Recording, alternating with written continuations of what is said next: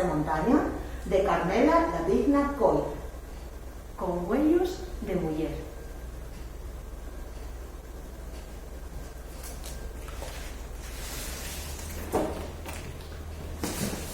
Mamá, ¿las princesas usan botas de montaña? Sí, cuando desean pasear por la verde campaña. ¿Y van en triciclo las princesas? Sí, e incluso en bicicletas, las muy traviesas. ¿Las princesas se suben a los árboles a toda prisa? ¿Qué mejor manera de disfrutar de la brisa? ¿A las princesas les gusta caminar bajo un chaparrón? Bailan sobre los charcos con emoción. ¿Las princesas juegan y se manchan en la arena? Siempre con ropa vieja, que ensuciar no les dé pena. ¿Las princesas tienen que hacer algún trabajo? Limpian sus cajones y barren lo que hay debajo. Mamá, ¿las princesas tienen que seguir las reglas?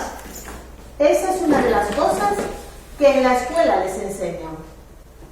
¿Se comen las princesas la corteza del pan? La guardan y después a los patos se la dan. ¿Tienen las princesas verduras favoritas?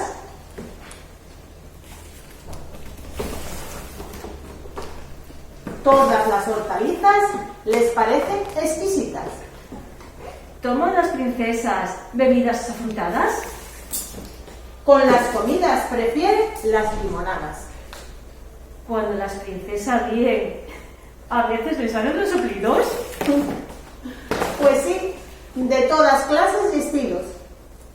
Y cuando lloran las princesas, montan alborotos.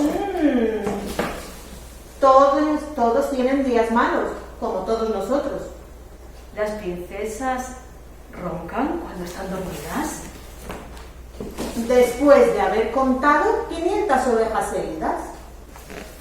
Mamá, ¿las princesas se parecen a mí?